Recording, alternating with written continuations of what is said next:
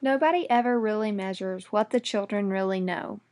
They have knowledge and skills that don't show up on standardized tests. Important knowledge and skills, the kind of stuff that can mean difference between life and death.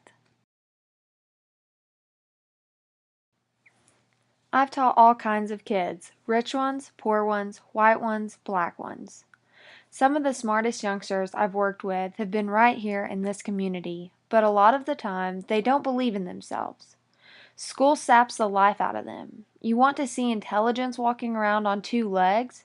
Just go into a kindergarten class. They come to school with fresh faces, full of wonder. But by third grade, you can see how badly school has beaten them down. You can really see it in the boys. I sometimes ask myself just what is it we're doing to these children?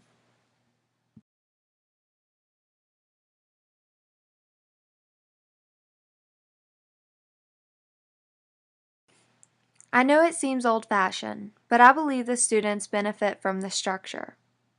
It's as if it were important for them to know what comes next. I have children in here who other teachers told me could not read. Heck, they told me they couldn't read. But I look them squarely in the eye in the beginning of the school year and tell them, you will read, and you will read soon. I tell my entire class we all have to know how to read, and it is everybody's responsibility to make sure that everyone learns to read well. I pair up the better readers with the poorer ones and tell them that the pair gets a reading grade. They are allowed to do any number of things to help each other read. Although the school doesn't want us to do it, I let them take their readers home.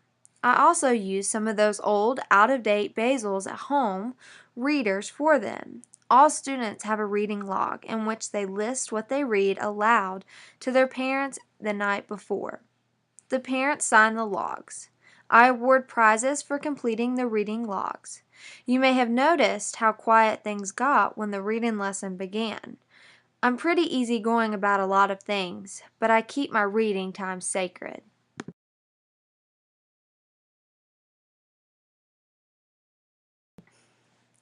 Wash was working at a table in the back of the room with 4 boys, 2 white, 2 Latino.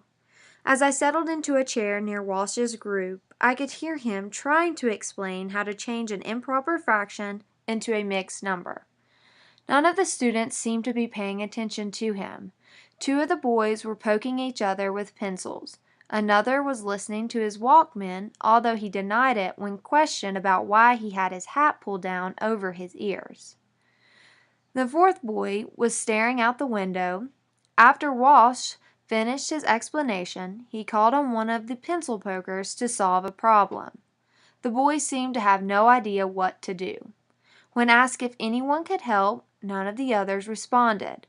Walsh gave his explanation another try. This time he stopped many times to reprimand the boys for playing, giggling, and not paying attention. At the end of his explanation, he gave the boys 3 problems to solve. None of them was able to solve the problems. "This stuff is stupid," remarked one of the boys. "I'm not doing this," said another as he pushed his paper and pencil toward the center of the table. The other boys laughed. Walsh said, "Okay, let's try doing the first one together." He began explaining the steps needed to change the improper fraction. The boys were not following. Walsh's patience wore thin. "Look," he shouted, "I'm trying to teach you guys how to do this, and you're not even paying attention." Unsuccessfully, the boys tried to stifle a giggle. That was the last straw. Walsh sternly ordered them back to their seats and assigned them a page from their text. The boys grumbled that they did not know how to do the problems, but Walsh ignored their comments and told them he expected to see the problems before the math session was over. He glanced up at me. His face was red, perhaps from anger, perhaps from embarrassment, or both.